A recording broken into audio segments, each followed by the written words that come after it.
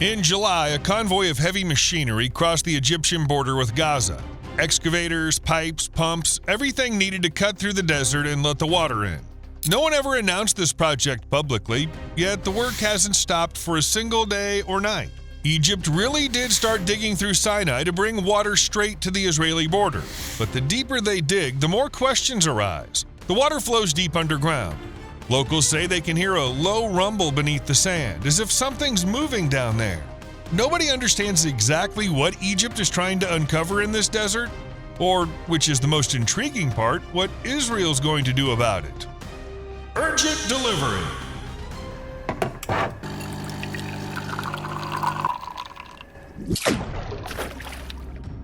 An unobtrusive reminder to do that thing under the video. All this is happening in the Gaza Strip, a place where every 100 feet's under army control. Right now, dozens of excavators are at work there, and no one says who exactly gave the order to dig.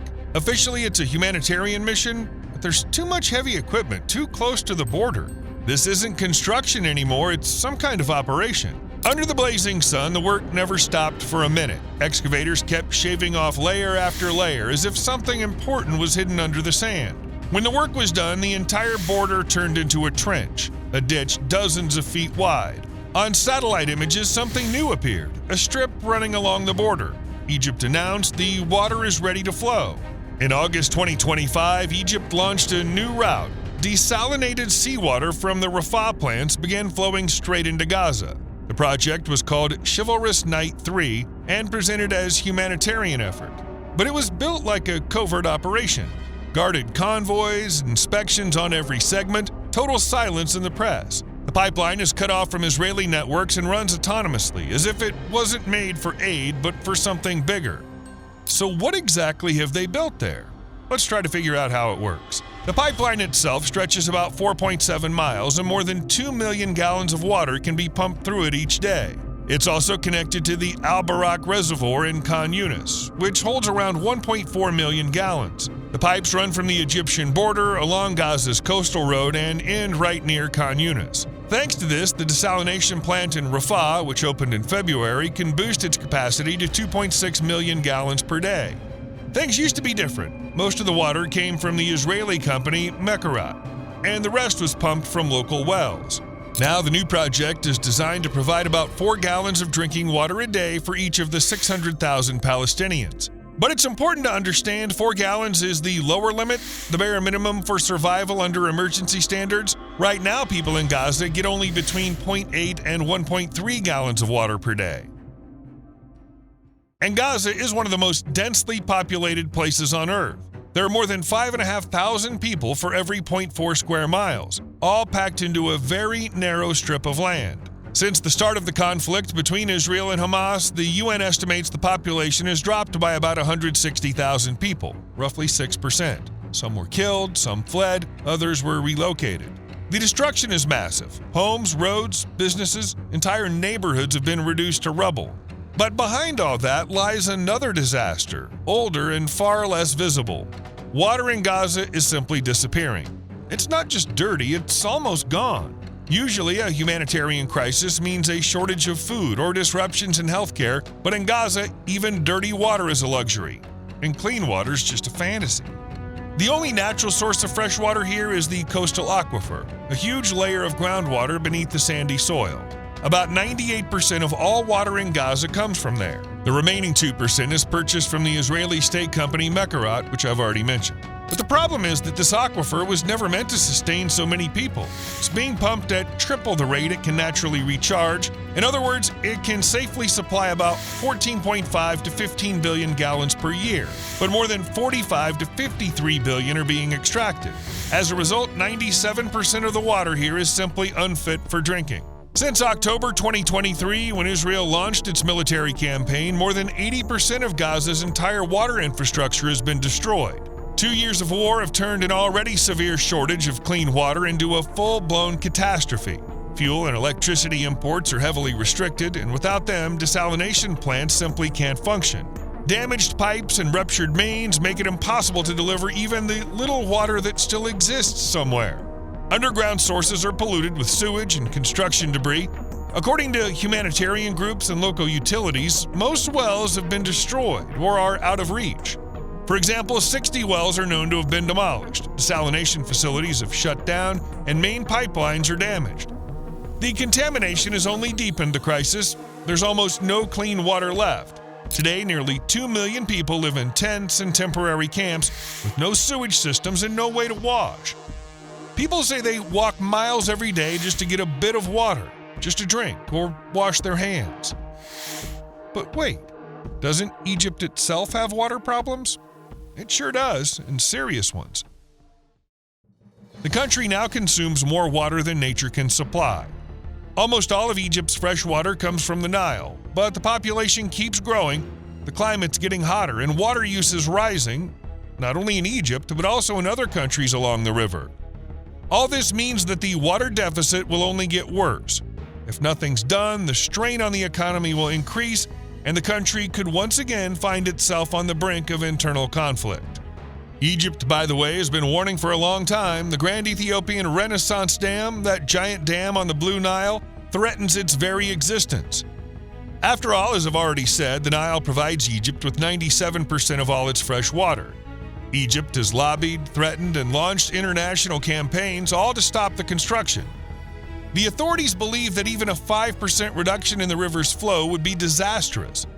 Egyptian officials constantly call the dam an existential threat. President El-Sisi has even hinted that the country's ready to go to war if its access to the Nile is endangered. The authorities often bring up old colonial-era treaties, the 1929 Anglo-Egyptian Treaty and the 1959 Egypt-Sudan Agreement. According to them, Egypt has historical rights to the Nile's water. But those agreements were signed without Ethiopia's participation, the very country where, in fact, the Blue Nile begins, so the situation keeps getting more and more tense. And here comes the contradiction. If Egypt itself is suffering from water scarcity, how can it possibly share any of its water with another region? The answer is simple. It can't, because Egypt doesn't finance the pipeline and doesn't give away its own water reserves. The whole system works differently. Water for Gaza comes from a desalination plant built by the United Arab Emirates. It stands right on the Mediterranean coast, just a few minutes from Egypt's Rafah and about a 10-minute drive from Gaza itself. The plant obviously takes seawater straight from the sea, runs it through filters, removes salt and impurities, and then sends it through underground pipes. Egypt loses nothing. Its fresh water stays untouched, and as we know, there's plenty of seawater to go around. However, the Emirates aren't just building a pipeline, they're running a large-scale water supply operation. The project became part of the UAE's ongoing efforts in the Gaza Strip. The chivalrous Night 3 operation began with repairing and restarting old, damaged water networks in northern Gaza. The goal remained simple: to bring water back to people. The Emirates started fixing pipes, wells, and pumps to at least partially restore supply. The main idea of the project is to provide water to densely populated areas, reduce pollution, and create safer living conditions. The UAE is funding the repair of water pipelines and network maintenance throughout northern Gaza. This should make access to water easier and life at least a bit better for the locals. The Emirates had already provided help in the southern parts earlier. In Khan Yunis, they repaired wells and reservoirs to ease the strain on local services after the destruction. They also built 6 desalination plants in Egypt's Rafah, producing 1.2 million gallons of water a day and supplying more than 600,000 Gaza residents. To date, nearly 132 million gallons of water have already been delivered there. In addition, the Emirates continue to distribute humanitarian aid and water to families forced to live in camps. Every day, water trucks deliver supplies to thousands of people, those in the toughest conditions, just trying to survive. The UAE isn't stopping at the pipeline. They keep repairing and drilling new wells, including artisan ones, to give Gaza additional water sources.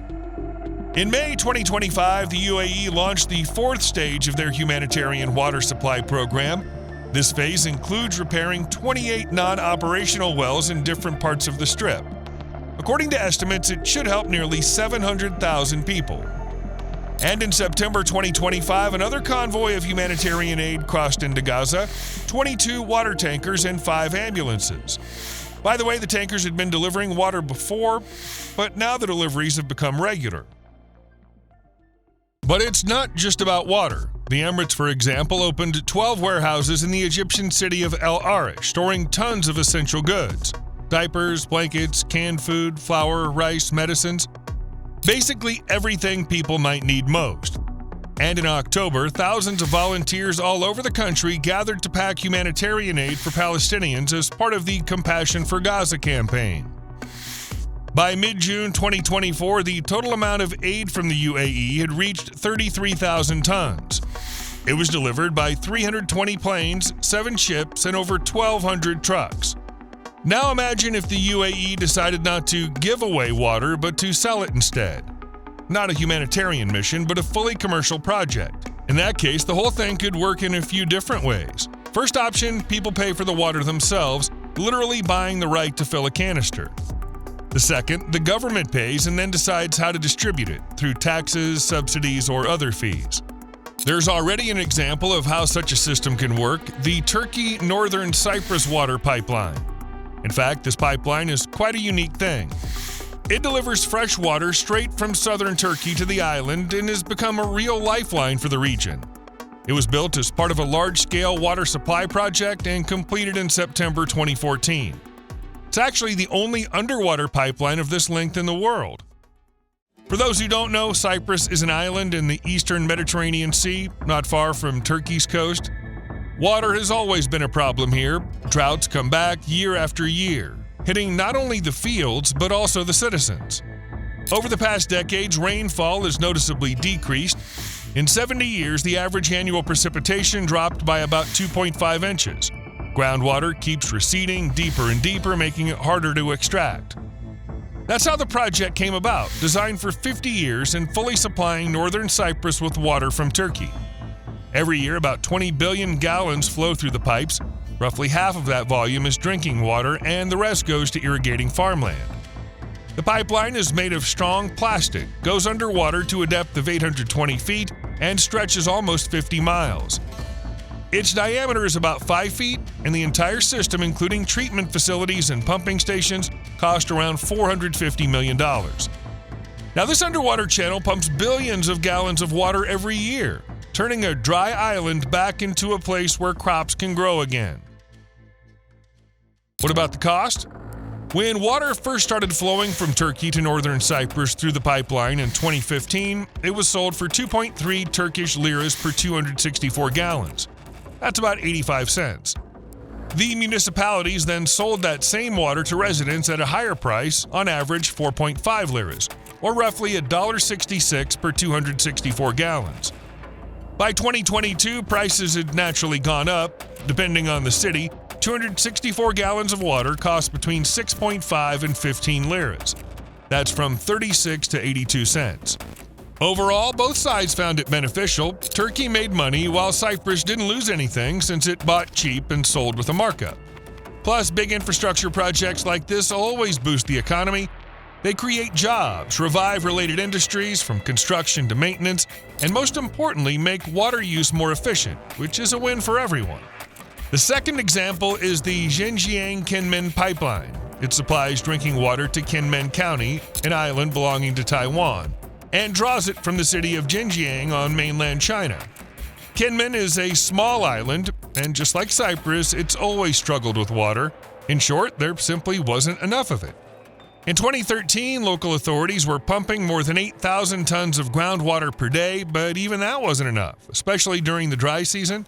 They even considered building a seawater desalination plant, but the cost turned out to be prohibitive. So they decided to buy water from mainland China. It was simpler and cheaper. Now the water comes from Lake Longhu. It's first pumped up to the coastal city of Bingzhou, and from there it goes through an underwater pipeline almost 11 miles long. When the pipe reaches Kinmen Island, it runs another 980 feet inland to a treatment facility, and from there the water flows into the Tianpu Reservoir. The system's maximum capacity is 55,000 tons of water per day. At the moment, the island receives around 34,000 tons daily, and the price of 264 gallons is about 9.86 new Taiwan dollars, roughly 32 US cents. In short, there are plenty of such water projects around the world. The cases of Cyprus and Kinmen are just two of many examples where countries strike deals to supply water. And almost always, both sides win. Otherwise, no one would sign such contracts. But Gaza is a different story. This approach just wouldn't work here because the local authorities probably don't have the money and their priorities are completely different right now. That's why the UAE built the pipeline not for profit, but as part of humanitarian aid. They fully understand what kind of situation people are in. Besides, building a water supply system and then trying to sell water for money would look plain greedy. The Emirates would get criticized by the whole world for that. What happens next remains to be seen. Maybe when the war ends and life returns to normal, the project will eventually become commercial. We'll see. But for now, let's get back to how water actually reaches Gaza. Before the water gets into the pipeline, it's desalinated, meaning the salt is removed from seawater. But here's the question. Where does all that salt go afterward? And what happens if too much of it builds up? At the plant that provides Gaza with water, everything works according to the classic principle. It uses a technology called reverse osmosis. Simply put, it's a system of filters that lets seawater pass through while trapping salt and other impurities. The result is fresh water, while the salt remains in the form of a thick, salty solution, brine. This brine isn't just dumped away. If released without control, it could harm marine ecosystems, making the water too salty for plants and animals. That's why coastal plants, like the one in Rafah, take another approach. They dilute the brine with regular seawater to lower its concentration, and only then release it back into the sea. This method is considered relatively safe. The plants are built right by the shore, so there's no need to transport waste far, and the ecosystem can gradually restore its balance. What's interesting is that despite the environmental risks, no one had really counted how much brine humanity produces. Recent studies did it for the first time and found the amount to be roughly 50% higher than previously thought. Just imagine, it's enough to cover all of Florida with a layer of salty sludge 12 inches thick. And that happens every year. There are about 16,000 desalination plants worldwide. Together, they produce around 9 trillion gallons of fresh water per year. But all that comes with enormous amounts of brine that need to go somewhere. And most desalinated water is produced in Arab countries, which is why 55% of the world's brine comes from Saudi Arabia, the UAE, and Qatar. Meaning the plant supplying Gaza is part of that picture too. In general, these regions live off desalination, and accumulated brine has long become part of life. But for nature, of course, that's not a good thing.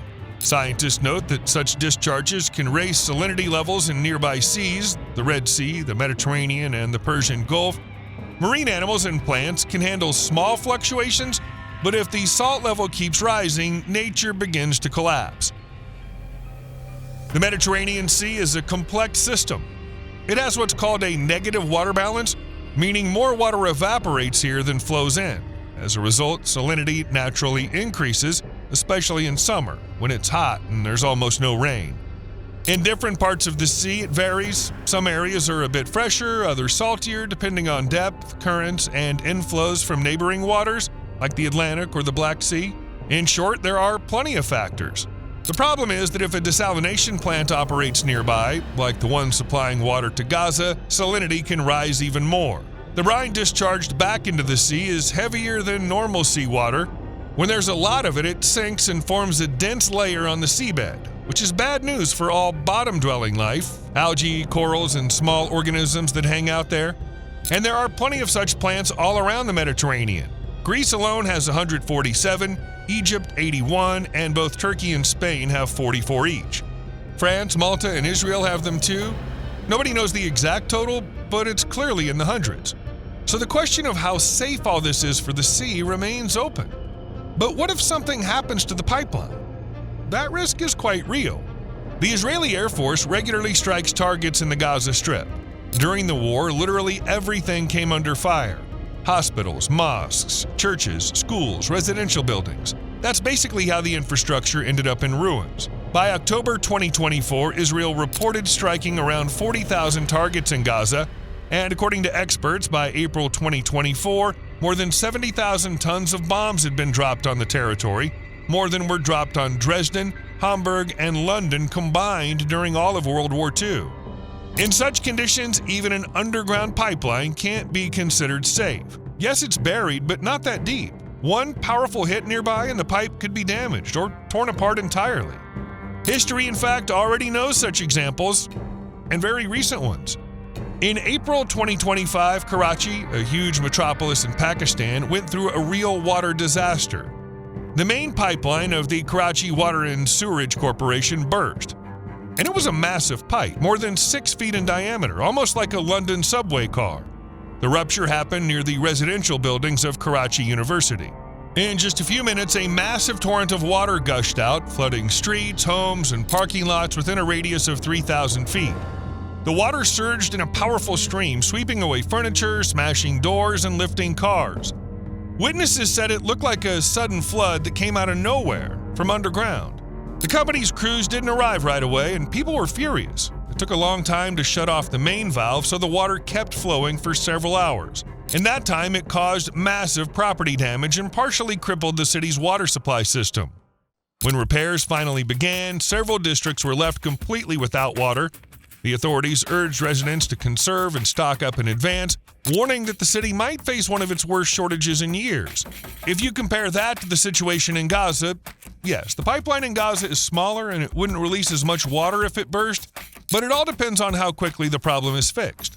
The longer it keeps gushing, the more area it will flood. And judging by the footage, the pipe wasn't laid in a desert, but near roads and temporary settlements. So if it burst, the water could pour right onto the streets, flooding tents and cars. There's another example, this time from Greece. In 2024, the residents of the Greek island of Aegina were left without drinking water for several days.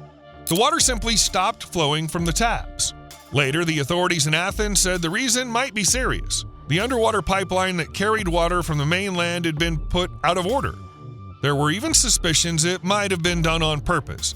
Some said an attacker could have planted an explosive device that blocked the flow inside the 7-mile pipe. Coast Guard divers went down and found the damage. Repairs were expected to take weeks.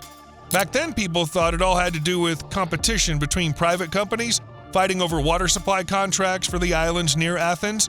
And it's worth noting that Aegina is a popular vacation island, just 15 miles from Piraeus. About 13,000 people live there.